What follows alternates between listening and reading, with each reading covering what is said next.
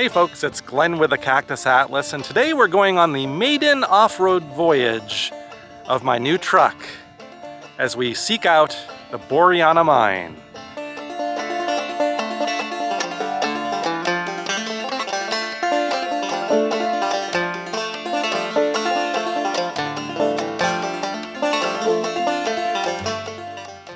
And there is my truck hanging out on its first voyage. It looks so happy, actually. And I'm so pleased I'm actually using it for its intended purpose. I forget the term the salesman that sold me this car used, but there's a term for those that buy off-road vehicles that just drive around the city on the pavement and never really use them for their intended purpose. And he asked me if I was gonna be one of those people. So here's your answer. No, this thing is gonna get its full intended usage. So the use case is not so much for off-roading as a sport on its own, although that's fun too. It's truly to access locations that I could not do without something like this. Something with high clearance and some really nice shocks that come factory installed on this guy, and heavy duty tires, all of the things that I need to safely explore the nether regions of the Southwest. Alrighty, I think that probably is enough to say about Slim. Oh, and by the way, Slim, why Slim? So you'd know why Slim if you watched our channel enough that I last year devoted a lot of time to researching a Charles Furge, aka Seldom Seen Slim of Ballarat fame. So I named the truck after him actually because I don't know why, I've just taken an interest in that guy just because it's such a mystery. And speaking of that, there's one more final episode coming out of Seldom Seen Slim. I'm sure some of you have wondered what ended up happening. So I actually filmed it on location almost a year ago in November of last year, just to show you how long it's taking me to get these videos edited. So, and they're not our normal content. It's stuff that I actually try to edit myself. Amy usually does the editing, so that's why it's taking so long. It's my day job. Getting in the way of the Cactus Atlas. I'm just kidding. I like my day job a lot. Oh, look at this. I already found an artifact. It's an old can. A very old can that doesn't have any discernible writing on it anymore. And it hasn't even been picked up. You could tell it was in here like that. So very cool. I wonder if I'm the first person to touch that thing, because really there's no reason to stop on this road unless you're on the Cactus Atlas. I also want to come down here maybe. Let's look down in this wash a little ways. You could see it's a steep drop off and the views are nice out here in the Mojave Desert. Keep saying the Mojave, I hope I'm right, because the Mojave clashes with the Sonoran Desert. Not far from here, you start to see Joshua trees in Arizona. Closer to Wickenburg actually probably than where we are, and I'm gonna guess those are the Hualapai Mountains that we're looking at. Right south of Kingman, Arizona. All right, so this is not our final location. I hope you guys realize that. A couple words about where we're going. It's an old tungsten mine that was founded in the early 1900s and I think operated until the 1980s. So today it's ruins, but it was really at its height during World War I for the production of tungsten. So that's really what we're seeking out, and that goes up into the hills and the mountains. I think you go pretty far up and you get a really good view, and that's really where I'm hoping the truck comes in handy. It already is though, because this road is bumpy. The washboards are pretty brutal, but having that truck is making it like butter. You know, I'm still trying to see how Slim fits as the truck name. The thing I like about it is the guy that I named it after. I don't know, I'm going back and forth on that. I want to honor Charles Furge, and what better way to honor someone than to have a YouTube channel that's trying to document parts of his life and names his truck after the guy. Just a weird desert rat. But anyway, I don't know. Just maybe you guys have a better name. If you guys have a better name, throw it out in the comments, and if we like it, it could become the name of this truck. You have some really cool old antique tractors out here. Really neat. I think I saw a steam tractor. There's a corral with horses and old vehicles. So you don't get to see this every day driving on the main roads. And then I saw the bed of a brand new 4x4 pickup truck. White. It was a Ford, not this, I think, but maybe they get city slickers like me out here and they'll chop my truck up, and then they'll chop me up and bury me out in the desert. But yeah, I would definitely say once you get past that that ranch back there, that I would not recommend this for two-wheel drive at this point. You definitely want high clearance. If you went slow enough, telling you from experience of being one of those people that has been pretty brave with getting two-wheel drive vehicles out to places that were probably risky. If I got stuck in some sand without like a locking diff in one of those cars, I probably would have been in trouble because I didn't have any way to dig myself out. So I've lucked out, but do I think technically you could get a two-wheel drive vehicle over this? Yes, but do you think your car would be happy? Or would you be happy? Probably not. But yeah, here's some nice bumpy stuff. This here is exactly why I bought this thing, like what you see in front of you here. All right, I decided to pull over just in this valley to take a nice look at the surrounding terrain. I'm not even really quite sure exactly where the mine is. I think I might spy it actually.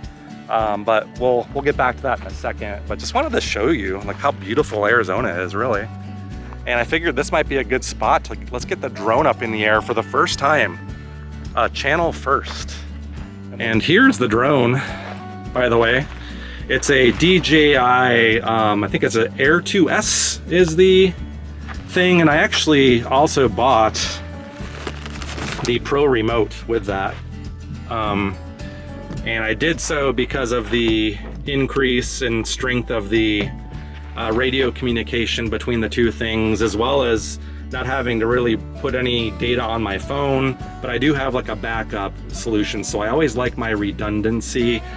I don't know, like if Amy can put links to these things down below. I'm not trying to sell you on this. I'm just trying to show you like what I decided to do.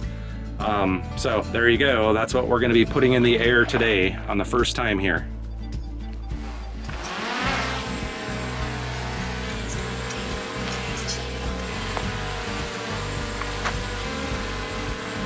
All right, here we go.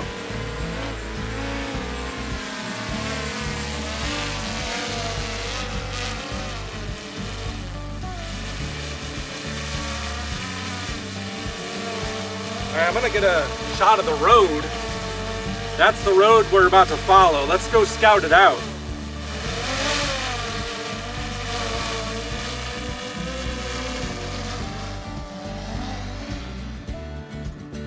Very easy to control so far, actually.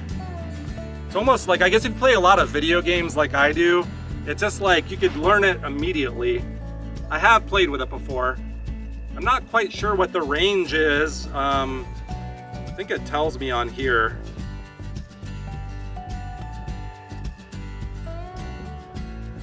But you can see the road. It's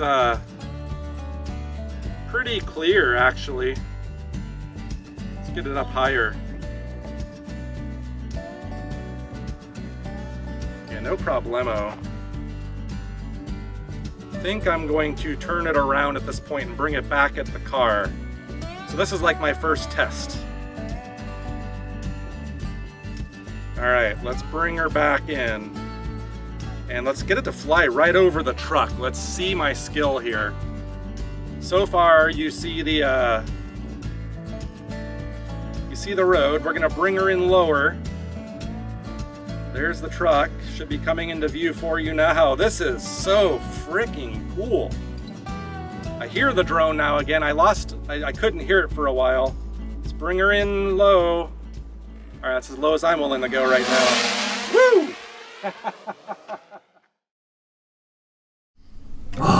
that was so cool. I'm having such a fun time. It's like the little kid coming out of me now, just playing with all these new toys, like a drone and a truck. Same day. Same day adventure. I think everything's good. The tailgate is up. Got all the cameras. Yay, and the drone. Yes, sir. All right, let's continue. I forgot to point it out. Maybe I should have used the drone to fly further this way, but I think the mine is maybe straight ahead. I see what appears to be waste rock. Probably way too far for you guys to be able to see with a GoPro zoom capabilities, but that has to be it. That would make sense from other videos I've seen and the perspective we're gonna get looking back through this valley down here. Another really cool thing that I wanna see is apparently there's a spring next to the mine that there are like large goldfish, or I don't know if that's the appropriate term. I've heard people call them goldfish, but there's those really big orange fish. So I'm guessing somebody at one point transported some up here, but oh, look at this. We have visitors out here too. I think there's a lot of open range for cattle out here. And they're all hanging out near this water tank. So, oh yeah, there's like a big bucket for them to drink out of, and there's like a calf. And howdy guys. You can see how green and lush it is back here too. I'm sure you have a lot of evergreen, some of those pines, but this summer in Arizona in general is just, we've gotten a lot of rain, it seems. So the deserts looked very bright, vibrant and green in a lot of places, and this is no exception. But this one I could just be wrong about, because like I said, you know, these pines are always up here and almost always green. So, whoa. All right, now the road's becoming fun. And this part of the road right here is why I don't think especially here, a passenger vehicle would want to be messing with this, because there's a lot of uneven, fresh, like ditches and things that heavy rains have carved into this. So when that water drains through here, it can tear up roads horribly.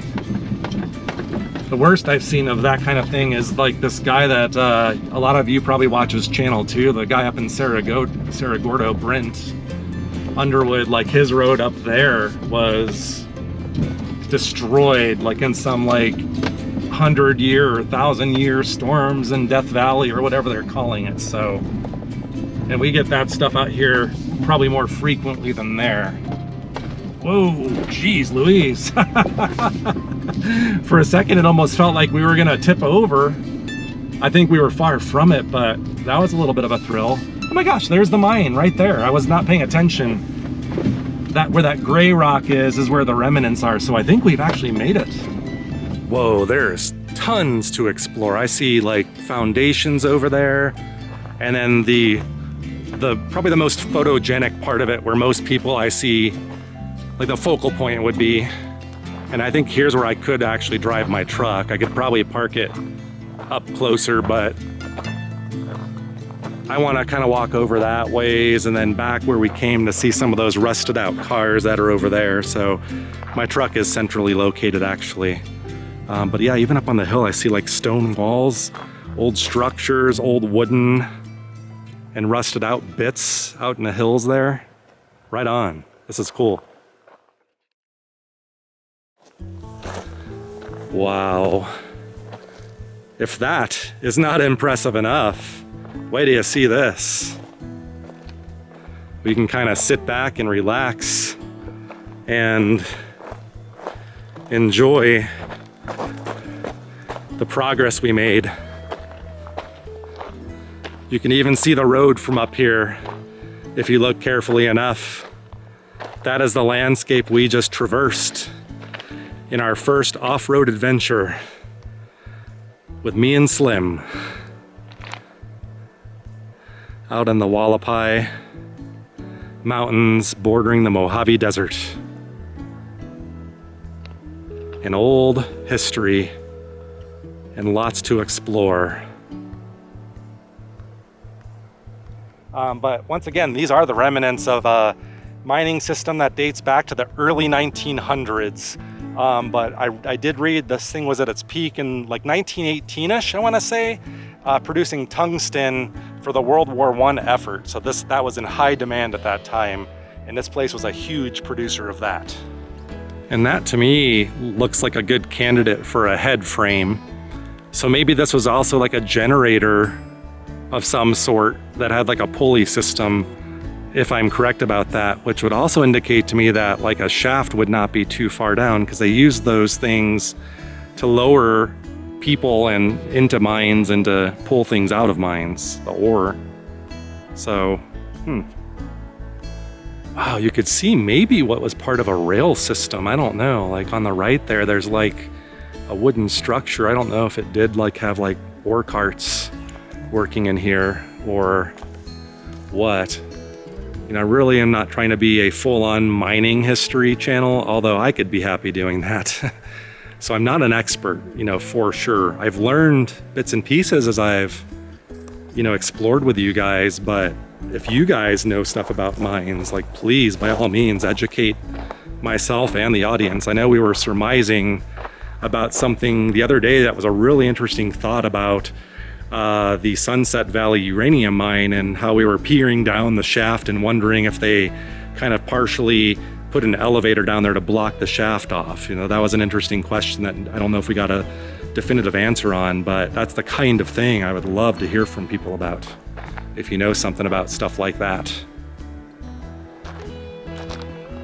And I tell you what, like exploration is a little easier said than done than you might think. I mean, these surfaces are really slippery and loose. I think loose is the better term. So there's no way in hell I'm gonna walk down that, but you gotta kind of find different routes down. Maybe stick close to the building, but then you gotta contend with like rusty metal and nails. And snakes like to live under metal things too, but not as worried about that. I'd actually like to see a snake or two. That'd be cool. But anyway, yeah, that is amazing. And that's so cool. And it's just such a contrast of natural beauty with wreckage. But I know it's horrible for the environment. You know, and those things do concern me, but there's something like artistic or just the contrast of this and the hillside, the view that probably essentially looks exactly the same to the people that worked here over 100 years ago. The landscape hasn't changed, but man's creations have. Here's where iffiness begins for me.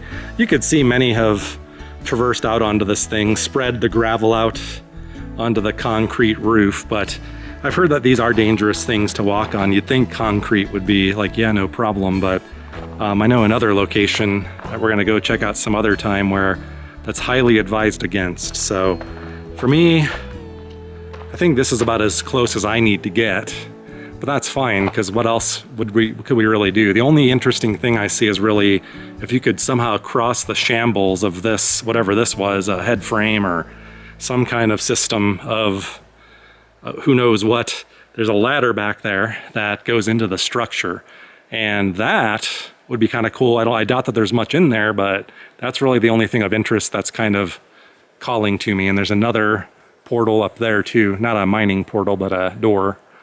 And there's like old stairs that used to go up the side of this thing, but it's probably better viewed from drone. So yeah, now that we're like kind of looking down on this thing with the drone and having that capability, that is awesome. Just getting a look at this twisted metal and wood, really old wood, I'm sure. Just the sounds and sights we would have heard out here in this massive operation. I mean, if these piles of tailings and waste rock are indicative of what was going on out here, they really tore this place up good. So, and that was, if it really operated through the 1980s, that's pretty respectable in that business, I would say. But yeah. Boriana Mine, or the Boriana Mine, whatever this was, mill, pulley system, engine room, I don't know. It makes sense to me though that this was some kind of processing, you know, usually like a mill that would maybe crush ore or separate the metal from the rock, the undesired material, and then dump it into gigantic piles like that. All of that was mined out of the earth. Well, it's worth scaling a little bit so we can get a look at the upper part of this structure, but also a closer look at this mess. What secrets do you guys hide here underneath? Is there a mine shaft? Feet away. You have to be really careful too in Arizona, by the way. Not every mine is sealed off. That's for sure. I've also seen lots of pipes around this property. Certainly not just here, but pipes traversing, like kind of coming out where the rocks are dumped. So there was probably plenty of running water out here. Certainly if this was running into the 1980s, I'm sure it was a very modern mining facility, even though it's hard to believe when you see like that kind of a wood. But the 1980s are a fading time of history, aren't they? It's just almost unrecognizable anymore. Well, here's some evidence that they did have at least ore carts out here. You could see a rail poking out of the earth. So if that's true, and I were to just kind of assume it's in its original placement, and I'm seeing other pipes heading back this way, could it be that somewhere back up this way is a mine?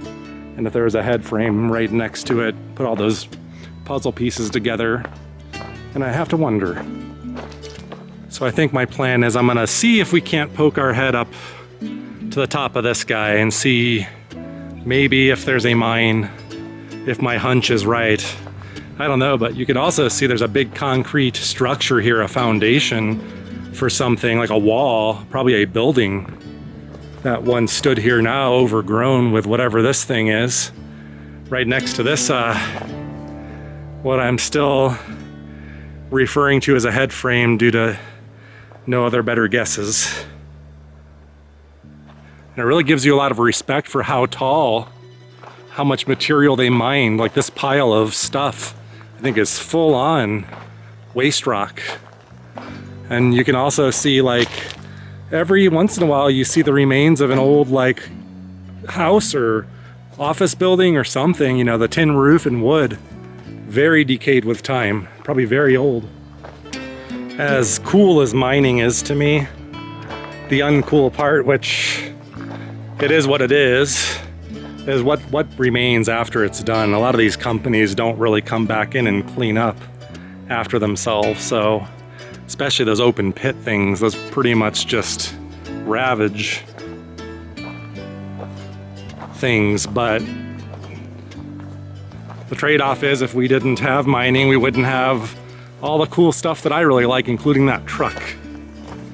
I might even go as far to say that this is more impressive than the view from up high. You just will respect it more from down here. It towers above you.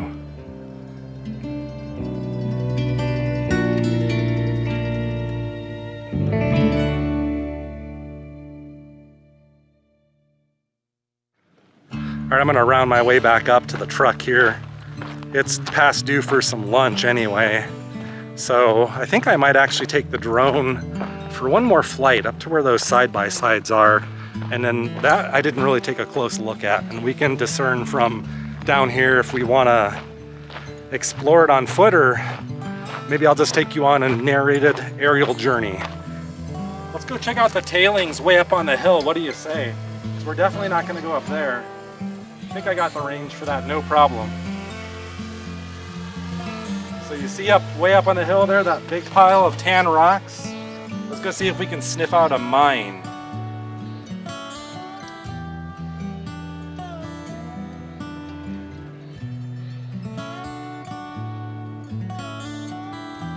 There's definitely a structure over there.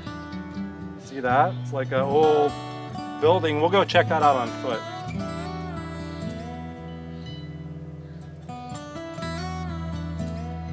But we're kind of getting way up there now. You can see that road goes way up there. You could probably 4x4 your way up there, I would imagine.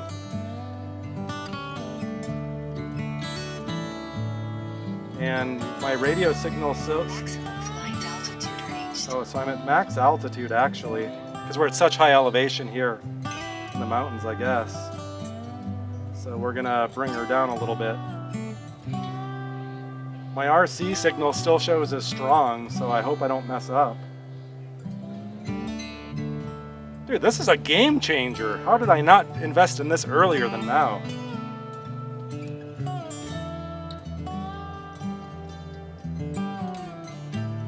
can see like some kind of like old like track or flume perhaps. And there's another building up there. Let's go take a look at the building. My only nervousness is the range, because I'm new to this. Worst case, I'll have to bring it down and then we'll go drive up there, I guess. But look at that. It's like some old like miner's shack.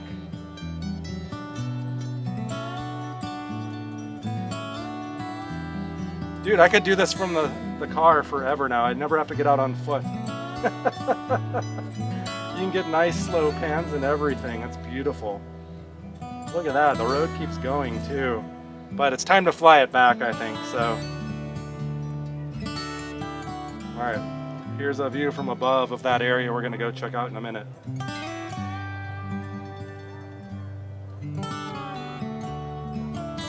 There's the pond and where all the people are parked. I think they're all getting ready to leave too. Well, there's a cow. And there's us. So let's bring it right down on top of us. Here we go. This is kind of a funny sight down here with that cow. Kind of coming down here. Cow doesn't pay nobody no mind over here.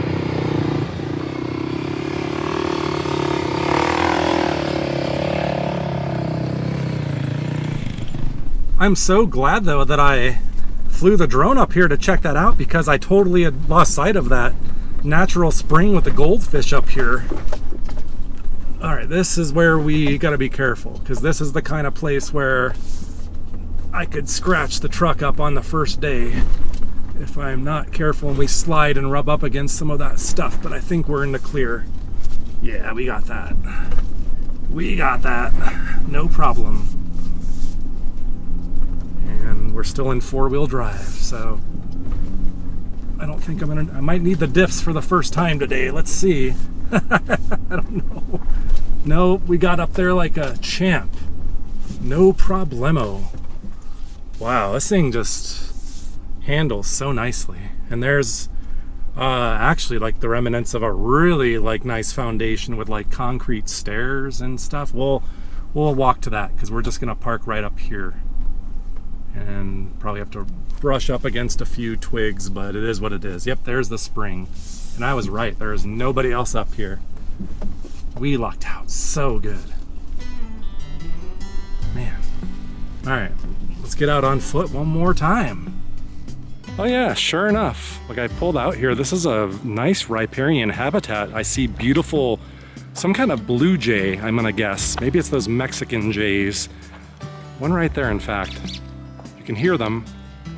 You see the spring, fresh water just flowing right down here to these crystal clear pools, and wouldn't you know it, goldfish.